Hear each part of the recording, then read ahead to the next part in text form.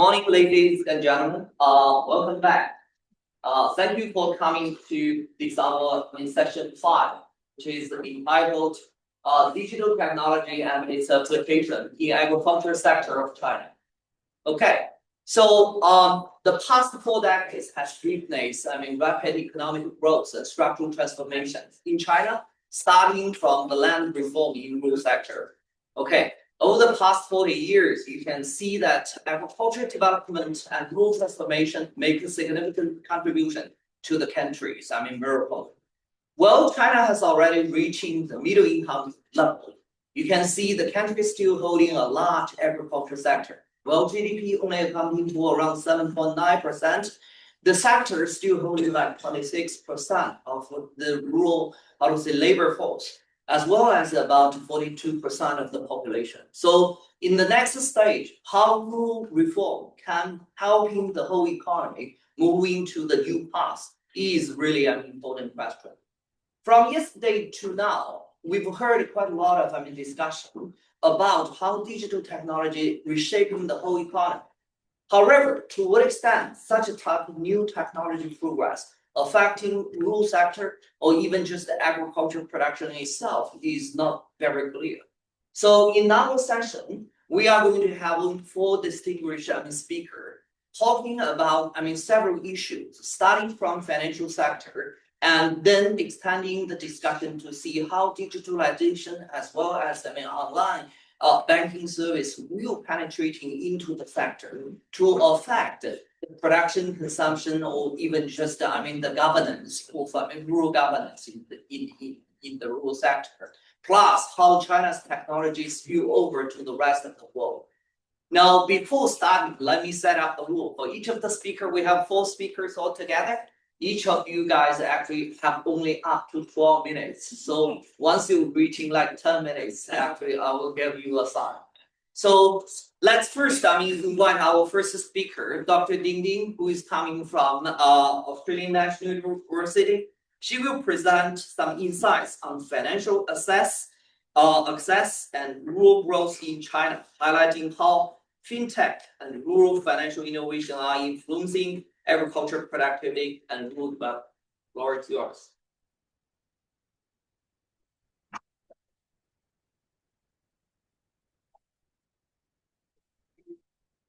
All right, thank you very much. It's such a pleasure to be here in my very first China update, in fact.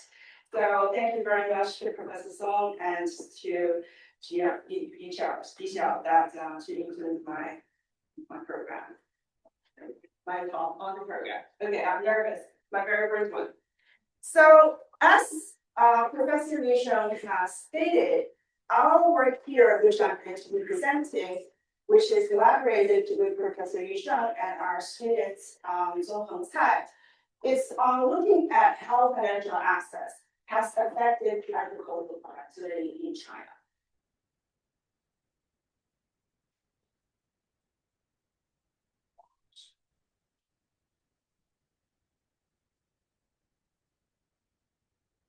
All right, we have a digital phrase. Where do I go? Okay, all right. So China's rapid economic rise has been the story of the past few decades.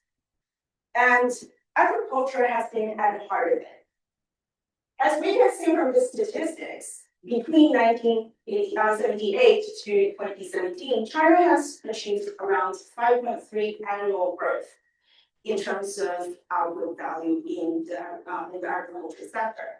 And total factor productivity has been the major contributor to that growth in the value of the agricultural output. So we're seeing about 2.4% growth in total productivity, total factor productivity in agriculture, which is contributing to over half of the growth in value of agriculture.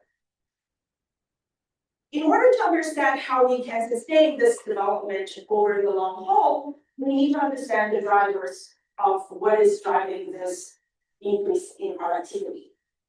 And economists have made significant inroads on this topic. In terms of land reform, in the literature that Professor Justin Lin and other authors have studied, we're able to find that efficient land allocation has been able to explain more than half of what we see in terms of the efficiency gains. And our very own Professor Long from RSE has been leading the topic in investigating migration and labor reforms that reallocate labor more efficiently in terms of allocating excess labor. However, what about finance? What has been the role of finance in the growth of the Chinese agricultural economy? Well, the Chinese government has been focusing their investments and efforts in significant reforms in the financial sector, especially targeting the rural sector. So after multiple decades of their efforts, what has been the impact? Around the world, there has been established facts about relating financial access, credit access to improved efficiency and production in the world. However, in China, given the significant investment, we know remarkably little about what has been the role of finance. And so our aim is to answer this very question. Now, Chinese financial reform, and especially targeting the rural areas, has been coming in 3 stages. The first stage was more of the deregulation and commercialization of traditional physical bank branches. And this has been bringing towards more penetration of physical traditional banking in China, and especially in rural China, which is followed by a second stage where the government has implemented a nationwide effort to inclusive finance, where it wants to broaden the rural access to finance, to credit, to risk management activities, which is then followed by the third stage, which is digital finance, where we have seen a massive integration of digital technologies in the services of the financial industry, based on the existing network of traditional finance. So this evolution of history tells us that digital finance and digitalization did not emerge out of nowhere. It is built on the successes and perhaps limitations of the traditional banking system. So our goal here is to first understand how successful was the traditional formal financial sector before we are able to understand the roles of finance and, importantly, digital finance as it is being popular today. However, to answer that question is difficult because most banks choose to open branches that's correlated with local economic conditions. So when we came across this data set on the Postal Savings Bank of China, we were delighted. Why? Well, the Postal Savings Banking system was built on a network of postal offices, which is fairly exogenous to local economic conditions because it was the government's policy directive to reach everybody in the nation. And second of all, in terms of its presence in the rural area, the postal banking system boasts of a massive penetration in terms of physical branches nationwide, with more than 40,000 branches reaching about 98% coverage of counties in China, where 80% of those are rural counties. That's nationwide. So this, and together with the fact that other major agricultural banks that service the rural areas, such as the Agricultural Bank of China, as well as other RCCs, rural commercial banks in China, they have different objectives. The ABC tends to serve business loans, whereas the RCCs and the rural credit facilities, they are more fragmented and they tend to be at the provincial level. So the postal banking system has a unique advantage and unusual opportunity for us to clearly identify this issue of how has traditional banking reform affected agricultural activity. So as we can see over time, the bank branch opening of the postal bank services system has been rapidly rising through the period of reform that we have talked about.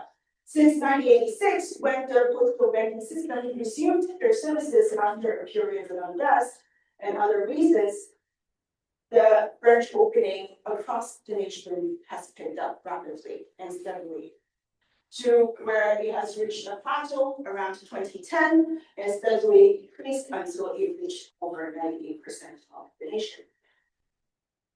Geographically speaking, this has been comprehensively nationwide. We are able to see postal banking locations across the entire nation, giving us a complete and comprehensive coverage of the major areas in China, all areas in China, and in particular to the rural counties within China. And so we're able to use this sample to clearly identify and completely identify the effects of traditional finance. Therefore, we're able to take this data set, which we have obtained from the CBRC, where we have a full sample of close to 2,000 counties. All of them are filtered to be rural counties, so we're able to filter out the metropolitan areas. And this was able to cover about over 80% of China's agricultural output. So that has been a comprehensive and significant coverage for us to study. And this has been an area where we are able to cleanly ask the question, which is a relatively simple question, of how has the growth in agricultural TFP or total factor productivity or production efficiency been affected by traditional banking penetration across the nation. To do so, we use a staggered DID differences estimation strategy, where we add a number of traditional controls to such as county fixed level and year fixed level and prevent province year trend. So we also adjust for various forms of potential exogeneity and confounding factors and other econometric concerns. So this is the main results that we obtain.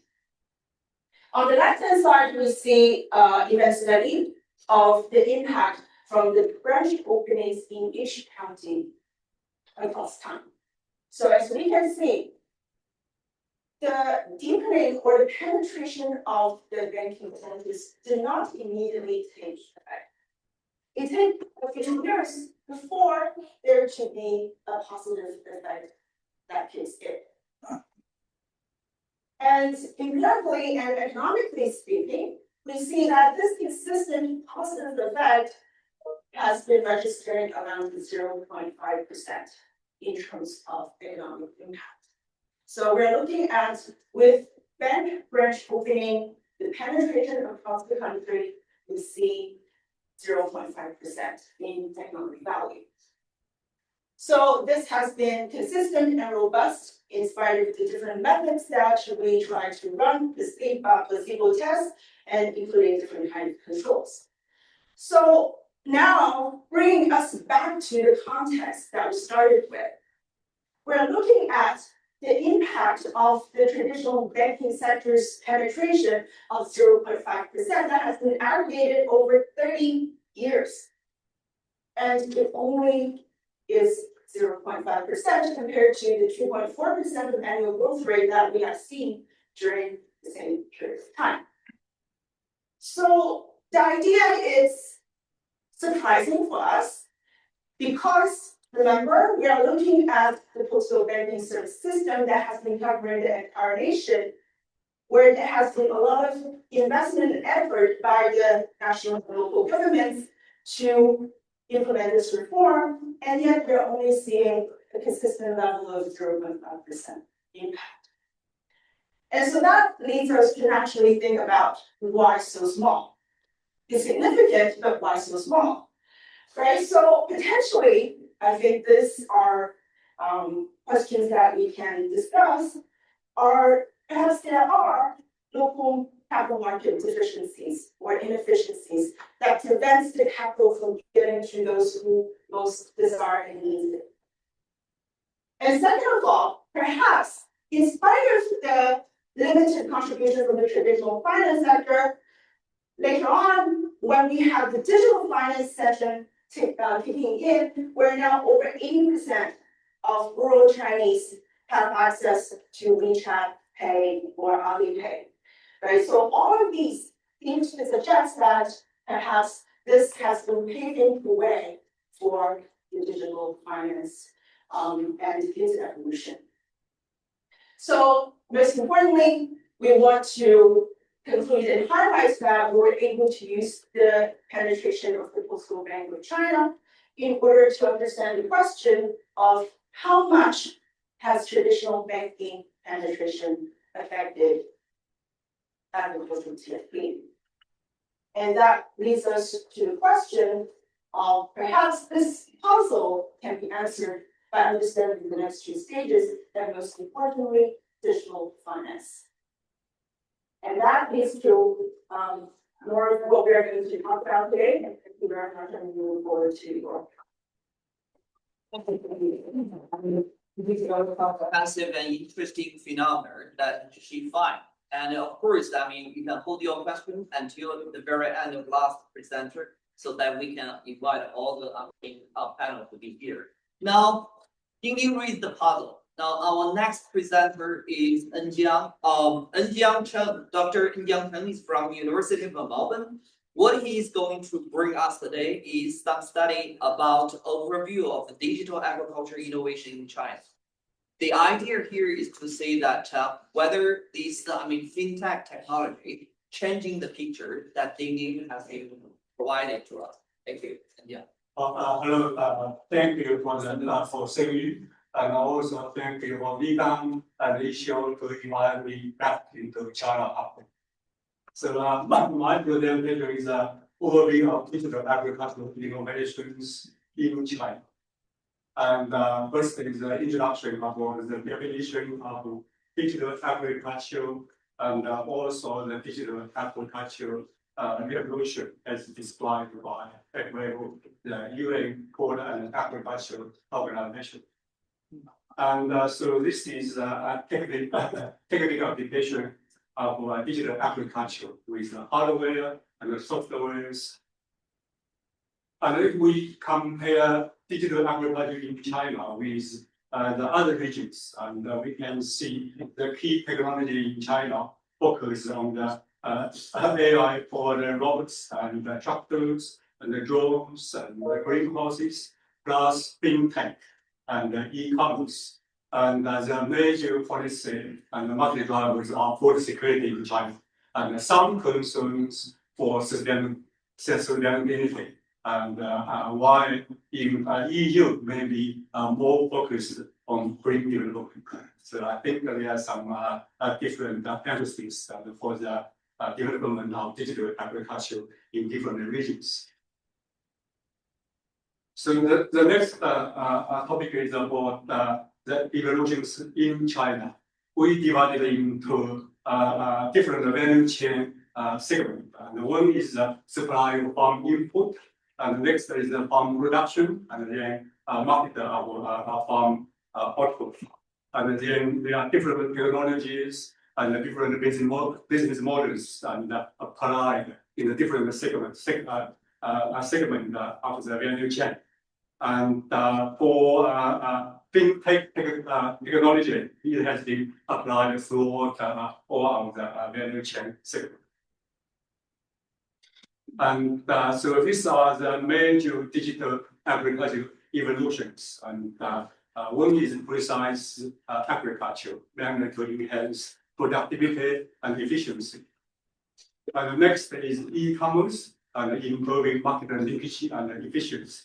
And then we have fintech innovations increasing financial inclusion and efficiency. And then there is digital agriculture and sustainable agriculture development.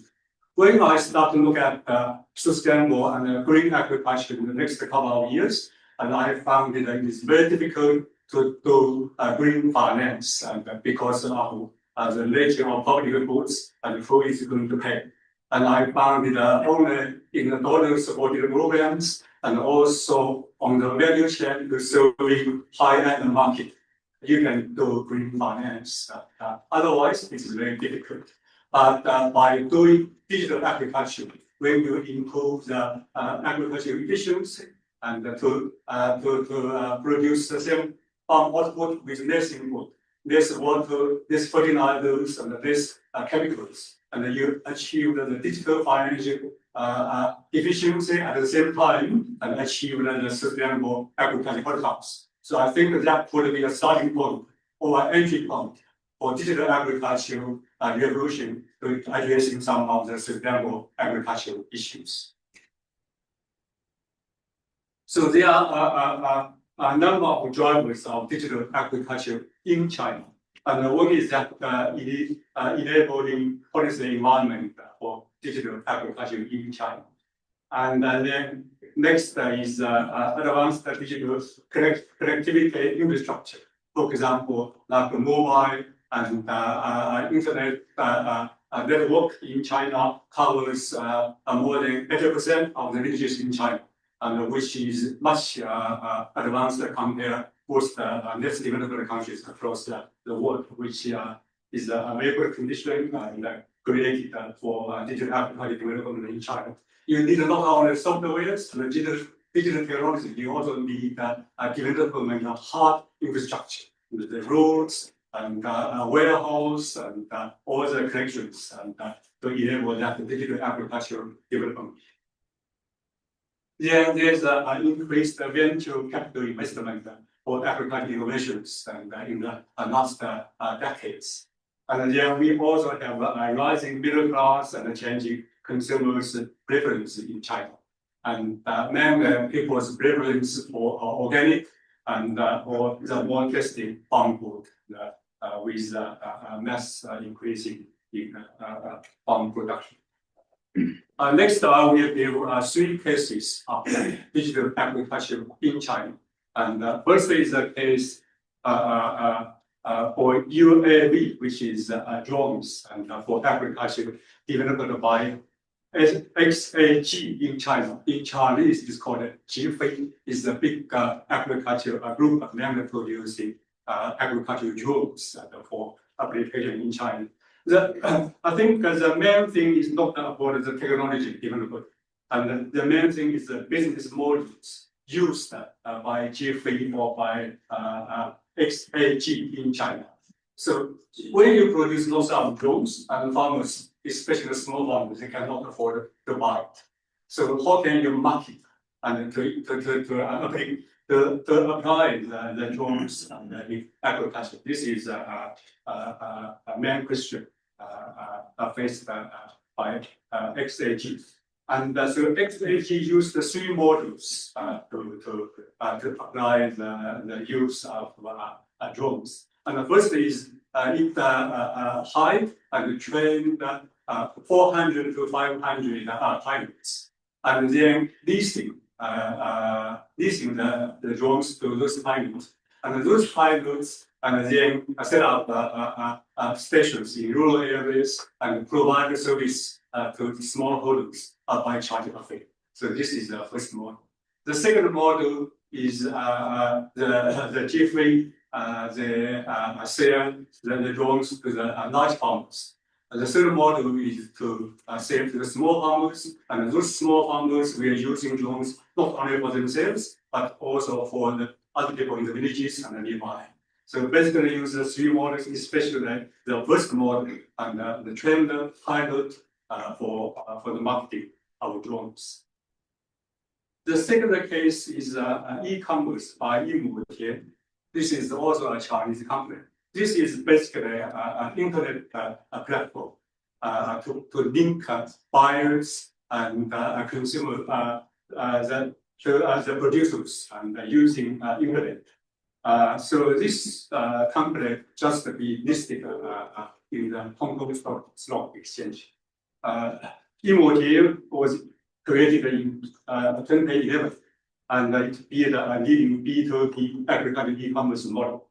And so it in addition to provide that internet linkage to connect producers with buyers, it also support many regional brokers. And those brokers will bring the agricultural products from the smallholders and then to as an aggregator and then sell to the market through internet links.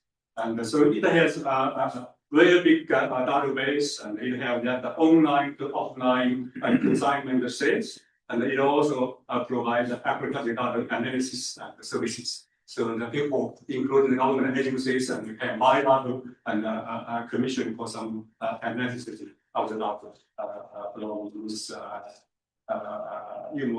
the agricultural e-commerce providers. The third case is called digital agriculture innovations by Zhonghe Bridge, which is a fintech plus. And I visited them a number of times, and most of them I visited them in early November to look at their innovations in providing services.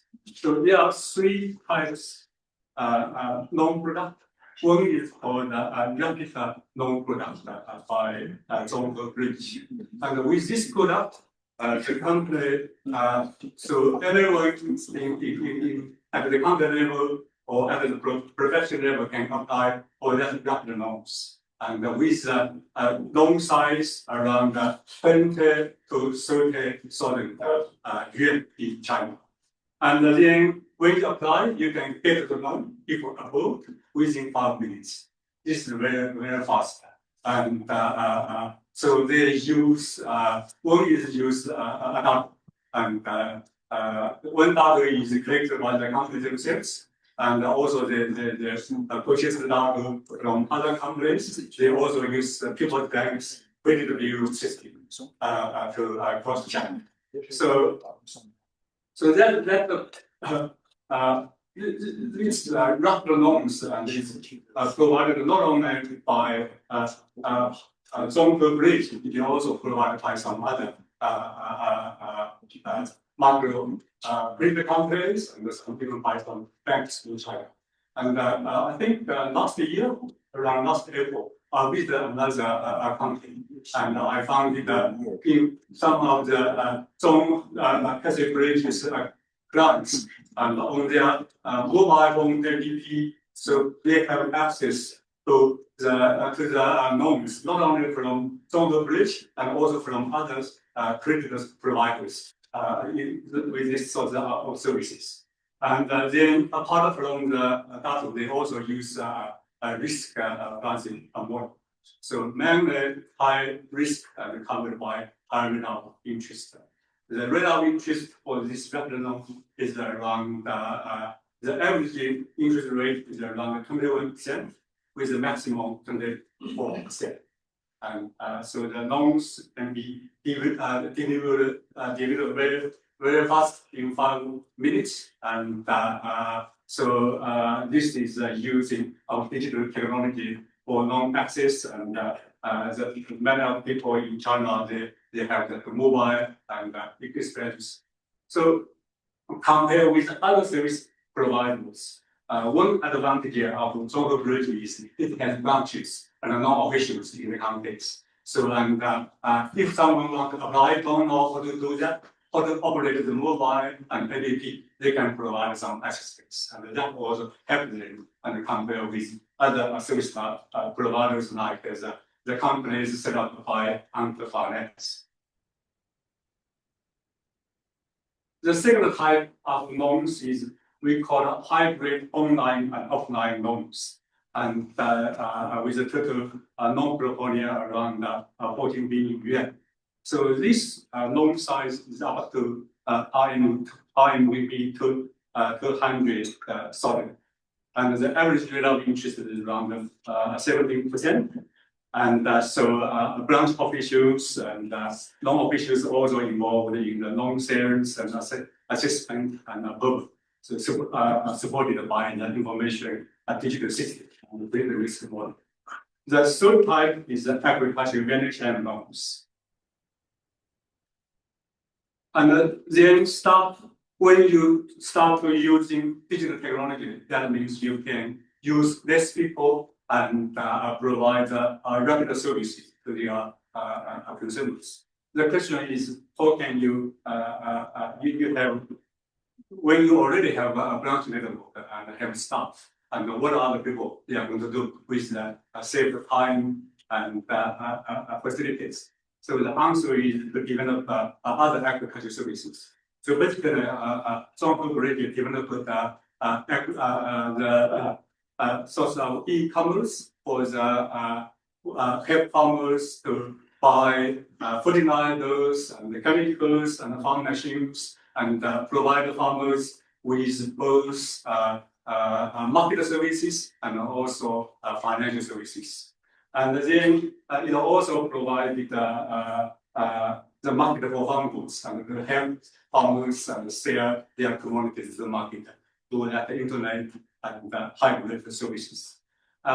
It also provided the digital one-stop service center. So that means the mixture of provider of loans and IDPs for the purchasing of farm input, fertilizers, chemicals, farm machines, and for the sale of farm output. So it also provides agriculture extension services. It has bought some agriculture technology companies, and then it has a number of experts. So when the farmers in the field have a technical issue, they can take a photo and then send it through the APP. Then the company can provide some quick solutions and answers. It also using APP to advise farmers on when to apply fertilizers, chemicals, and harvest, and some other technical support as well. It also used the village agent to help farmers and so that the remote and on-field services. It is a comprehensive agriculture digital support system. So yeah, 1 minute. Okay, yeah. So and I think there is okay. So but still there are some challenges to digital agriculture in China. One challenge is uneven adaptation, and the second challenge is for smallholders.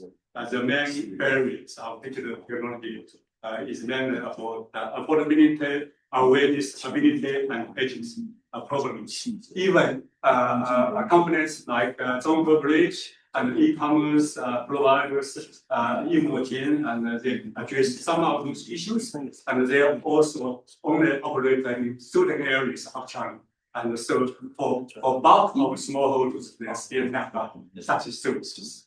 And then the contracted land system and rent also provide a problem for the scale farm operation. Only when you have the scale farm operation, you have the ventilation collections, you can use digital agriculture to a full extent.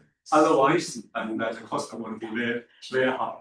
And so finally, some conclusions. The first conclusion is digital agriculture started to transform China's farm landscape. And then digital agriculture also contributed to sustainable agricultural development and low carbon agriculture. When you consider using precise agricultural technologies and some other technologies, and you use less farm input for the same output, and which reduce the emissions and pollutions. I think then the third conclusion is the comprehensive digital agriculture platform and management development with integrated services, I think have big potential. I saw that in China, and I also witnessed it in some other countries, like in Kenya and in some ASEAN countries. And then finally, I think the agriculture management development, the main issue is how to engage smallholders into the management. The final words, I think, with the fintech development, and I noticed that the government now have that lower interest rate policies for small banks in China. For example, for some of the rural commercial banks I visited before, and their lending rate used to be 11 to 13%. And now I think with some window finance, they can lend the rate and then have declined to 7 to 8%. And it will be very hard to cover the cost for the small size of loans. And many of the rural banks and even some city commercial banks have lots of challenges. And I think that would be one of the major issues government need to address. And otherwise, many of the small banks would be in very difficult case. And some already have a rising non-performing loan ratio. And I think the reforms are in very difficult case. And I was involved in the reforms in 2 provinces for rural commercial banks and with the ADB project. And looks like there is a lack of progress for the rural commercial bank reforms in China. That's all. Thank you. Yeah, thank you. Overview of how digital technology is being applied in rural China nowadays. In addition to complementary to the financial sector, actually digital technology also being widely used for many areas. I think this part of things also being echoed later by the keynote speaker, Robert Chambers, who is going to talking about how customer service is being, motivated by this digitalization. But before that, let's move on to our next talk, which is, covered by Dr. Zelei Xiao from Central China Normal University. His topic actually is expanding the current discussion about the direct impact of the digitalization on agriculture production to another region, that is rural governance. So the floor is yours. 4 minutes. Okay. Thank you. I'm Professor Zelei Xiao from School of Political and International Relations at Central China Normal University. It's a great pleasure and honor to be here to share my recent research on how digital technology can effectively empower region participate in rural governance. First of all, I'd like to thank Professor Zhou to give me a kind invitation, and thank all of you to join this session. When I met Mr. Zhou at ANU, she told me a story that Australia digital transportation system had been under development for many years, but never succeed. Why? No, I don't know. But maybe after this section, I think my book will be inspired for you. Okay, let's move on. My topic has divided 4 parts. First, research background. Second, theoretical framework. Third, case study. And last, research finding and discussion. First, I will introduce my background. As many of you know, China's rural governance is undergoing a profound transformation under the national strategy. But I think the most important thing is that villagers' participation effectiveness is vital for China's grassroots governance modernization. Yet, despite the policy emphasize on participation, many villages still face 3 dilemmas. First, no willingness to participate. Second, weak capacity to engage effectively. Third, and high dependence on external actors such as casual or high-level governance agents. So we call the phenomenon technological superficial. That means although digital platforms are built, villagers' engagement remain superficial. Maybe this is also my core, also my research question. I will want to know why. Okay, let's move on. now this is my theoretical framework. As you can see on the slide, I draw upon the clear model, which was originally developed by George Stroker for the UK's Local Government Association. Let's see. The model includes 5 parts: can, like to, unable to, ask to, and response to. Maybe this model was designed to provide local government with diagnostic tools to assess their participation environment. In fact, it emphasizes on participation. It's not merely about creation from opportunity, but about aligning citizen capacity, motivation, institution access, and responsiveness in mature, reinforced way. To understand how digital technology can facilitate this participation shift, my research adapted motion to specific conditions of rural China's digital village construction. Rather than treat the 5 dimensions separately, we propose a 3-dimension framework consolidate into capacity, motivation, and career. I will expand each part. First, participation capacity. This dimension refers to villagers' skill, knowledge, and digital literacy required to effectively engage with digital platform. Second is participation motivation. Willingness to participate is influenced by both intrinsic and extrinsic factors. This includes like materials incentive, social norms, and emotional identification with villagers' community. Okay, the last is participation carriers. This dimension highlights the institution and the technical framework that facilitate participation. Okay, these 3 dimensions are materially reinforced. For example, enhance capacity, boost contribution, and no barrier to engagement. Second, increase motivation, drive villager to improve their digital skill, and well-designed career will reduce participation cost and sustainable engagement. So when align this dimension, create a dynamic, interactive process that transform digital availability into participator effectiveness. This is my model. I just changed the clear model into the 3 parts. Okay, now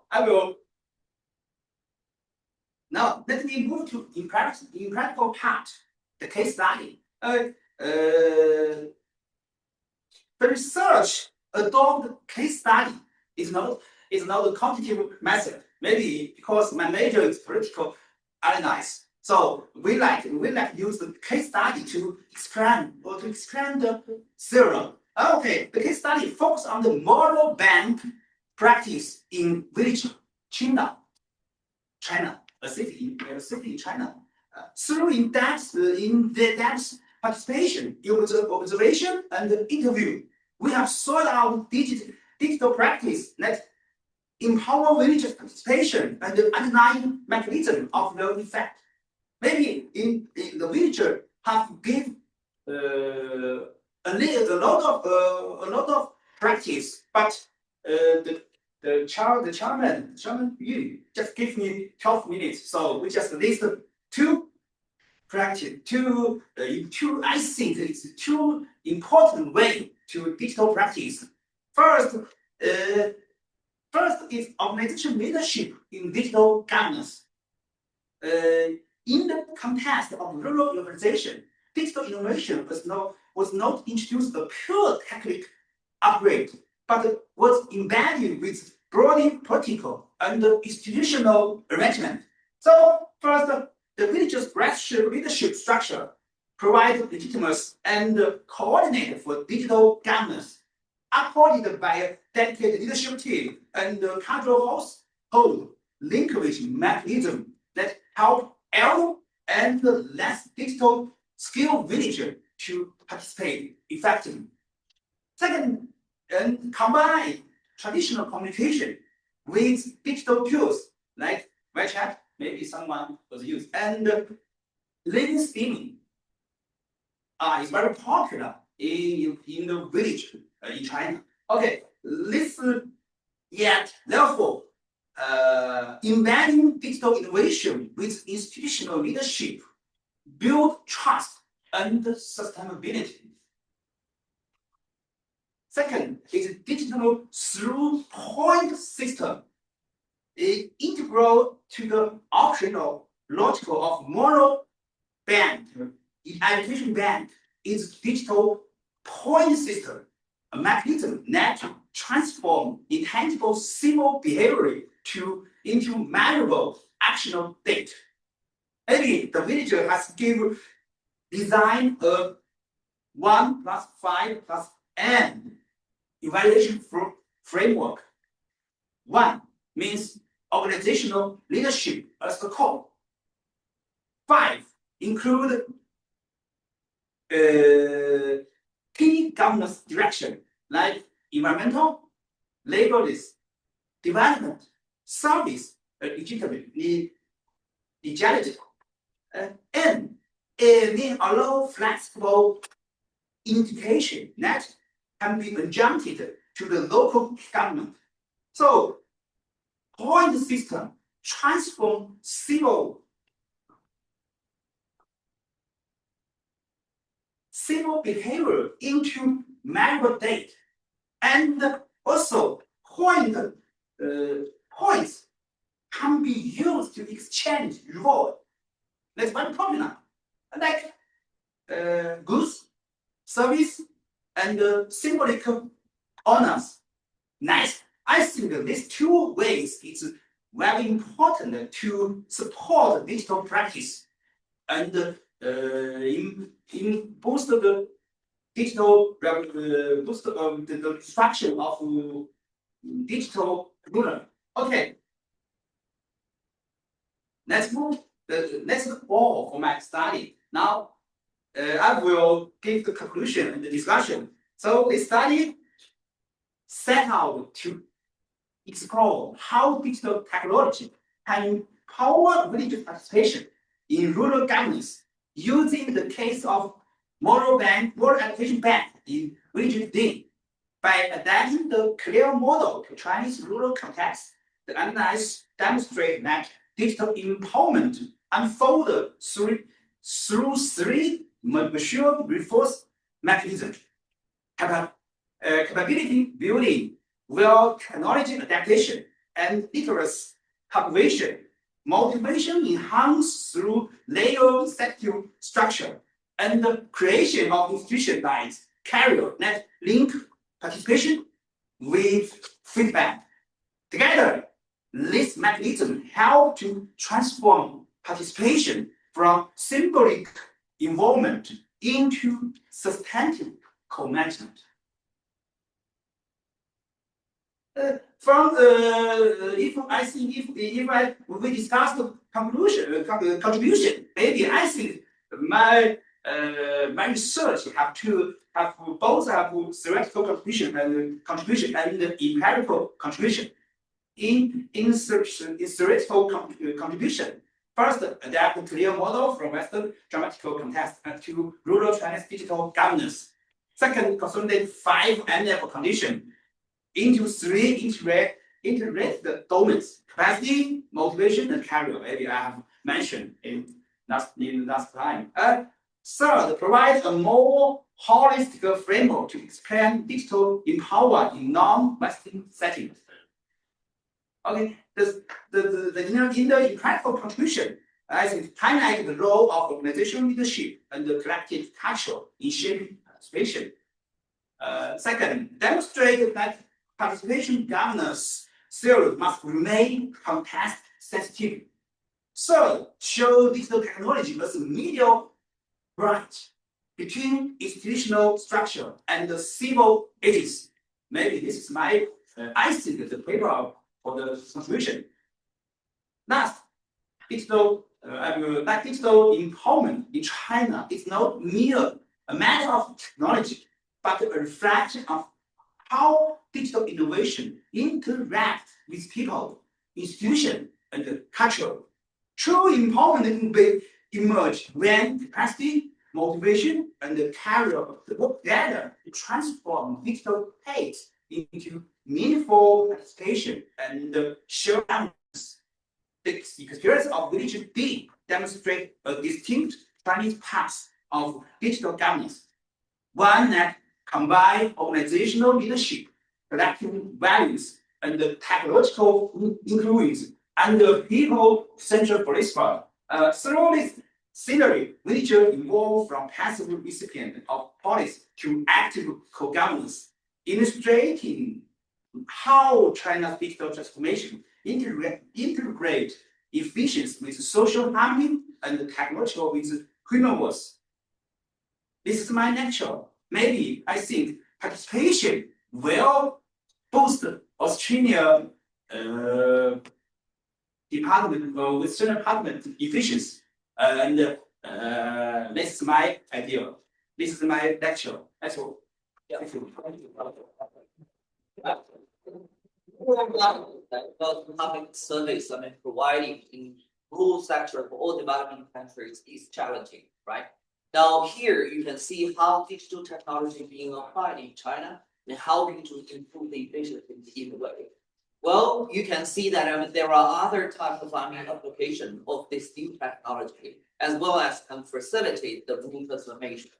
Now, without talking about this, let's move on to another area, saying that in addition to applying this digital technology within rural China, how this new technology has been spreading from China down to other developing countries. Now, our next speaker is Dr. Jieying Bi, who is coming from Chinese Academy of Agricultural Sciences. What the topic she brings us is to say how digital technology, as well as other agricultural technology, moving from China to other developing countries and generate the positive impact. Floor is yours. 12 minutes. Thank you, Professor Sheng, for your introduction. Good morning, ladies and gentlemen. It's my great honor to be invited for this China update. I would also like to take this opportunity to thank Dr. Song and Dr. Zhou for your invitation. And it is my great honor to present our recent work with support from IFAD on China's experience and trying to match the demand from Asia Pacific countries. And actually, the presentation from yesterday and today recall my memory when China hosted the 2016 presidency of G20 and the Chinese Academy of Agricultural Sciences hosted the G20 Max meetings of agricultural chief scientists with the theme of agriculture, technology, innovation, and knowledge sharing. And in the community circulated by the digital teams, it stated that the G20 economies will support the agriculture, technology, innovation with ICT adoption in agriculture practices and capitalizing the use of cloud service, blockchain, Internet of Things, etc. And I remember clearly that Australia is among the first economies agreed to join this newly established working group on agriculture technology sharing together with 6 UN organizations, FAO, etc. And yesterday's presentation motivates me, and I feel that China is leading in this digital transformation. And I think it is also the state that China should initiate and lead in some initiatives. So what I will present is our recent research sponsored by the IFAD. So facing the constraints or challenges that smallholders across Asia Pacific regions face persistent challenges, including climate change, etc. And this IFAD project based on a comprehensive study of 8 Asia Pacific countries and trying to identify their need in agriculture, digital mechanization, and also to identify the potential technology that China can provide, and through a South-South triangular cooperation mechanism to support this transformation by leveraging shared experiences and context-specific solutions. So, actually, this research mainly focuses on two parts. First is based on the research from FAO and ITU about digital readiness index is necessary to assist countries to understand and transform their digital agriculture landscape towards policy formulation, targeting interventions, resource allocation, partnership development, and informed decision making. So we use international standards framework and open access data to form a new digital agriculture readiness index. With this index, we provide decision makers to understand the overall situation of those targeted countries. And the second part is based on the questionnaire and the key focus group discussion, etc. We identify the text detailed demand from those countries. So first, about this readiness, digital agriculture readiness index. So it mainly aim at evaluate the technical efficiency. So how those countries are ready to convert digital inputs into digital agriculture readiness and digital capacity. So whether they are the strongness of the foundation of digital agriculture transformation. So first thing about this digital agriculture readiness index in these Asia Pacific countries. So with PCA and DA methodology, we examined this digital agriculture transformation and using 30 indicators from the key well-known international organizations on digital agriculture. So mainly from ITU, Global System of Mobile Telecommunication Association, World Bank Group, UN Conference of Trade and Development, International Labour Organizations, UNESCO, FAO, and World International Intellectual Property Organizations. And those beyond these 8 countries identified by IPAD, which are actively performed in Asia Pacific countries and where they carry on their major agricultural products in these countries, we use the ITU supervision index of those listed 19 countries in total, and use the data from 2022, which allows us to, for their consistency and uniform data availability.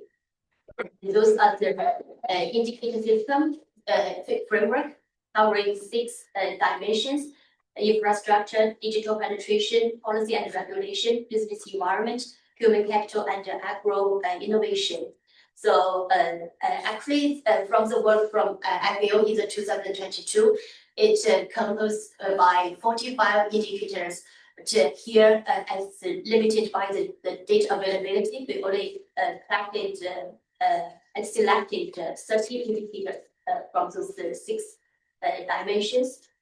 And with the two-stage PCAD hybrid method and EWM, we have come out with this PCAD result initially. And so here we identify those economies according to the efficiency and the low capacity. So we can see that like Vietnam, Cambodia, Sri Lanka, and Nepal and Laos with high efficiency, and while like China, Singapore, Japan has their moderate capacity and moderate efficiency. And India is a unique economy that I will explain more. So for the high capacity and moderate efficiency group, representing countries like China, Singapore, and Japan, means high capacity such as digital infrastructure, facing decreasing marginal returns in digital agriculture readiness with DA scores, and the low capacity, high efficiency economies, including Vietnam, Laos, Sri Lanka. So it means maximizing potential despite limited resources. And the moderate cases for India, moderate capacity and moderate efficiency, representing a transitory stage of transformation. And so why this high capacity and moderate efficiency? And so for countries like Singapore and Australia, the inputting in digital agriculture and penetration exceeds the current absorptive capacity and presenting the challenge of integration. And countries like India and China should select the business environment and regulatory frictions and market barriers. For low capacity and high efficiency economies like Vietnam, Laos, shows high potential in development of digital agriculture and investments needed to fulfill this potential. And this is the old PPT. I actually wrote the new one. What we need for the questionnaire-based research is identifying the specific needs in these 8 countries, including Laos, Cambodia, Indonesia, Sri Lanka, Myanmar, etc. And we figure out the key agricultural products and these agricultural products along the full value chain, which specific area these targeted countries require the specific digital agriculture technology. So, for example, in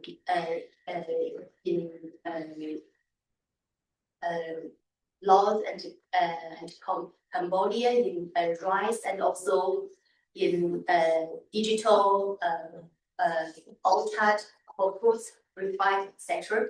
So we also provided tailored suggestions based on the technology that China can provide. So that other research based on the EBAC project. And the second part is the digital agriculture transformation in China. I believe this part is highly relevant with what Professor Enjiang Cheng presented just now. And I want to go through in detail about the policy evolution of digital agriculture transformation in China, as Professor Cheng has already introduced. But I will mainly introduce these 2 cases also from China, and I think that echoes to the key point, the take-home message number 3 that Professor mentioned. Comprehensive agriculture digital platform integrated through the value chain and agriculture services. So I think that those are the 2 pieces which echoes to that requirement. And that is the selection of those 2 cases are also from the status or challenges that we noticed that the previous collaboration between China and the global South countries, especially like the China-Africa collaboration through the agriculture technology sharing demonstration center, which is mainly supported by the China Aid project and aiming at agriculture technology sharing through these universities or academies, aiming at technology sharing to benefit smallholders. But it's ineffective or unsustainable approach reminds us to further explore the suitable approach, and we realize that maybe the combination of or collaboration between research academies and enterprise, especially large-scale enterprise, can be the potential way. So that is why we selected the 2 cases from 2 leading companies in China. One is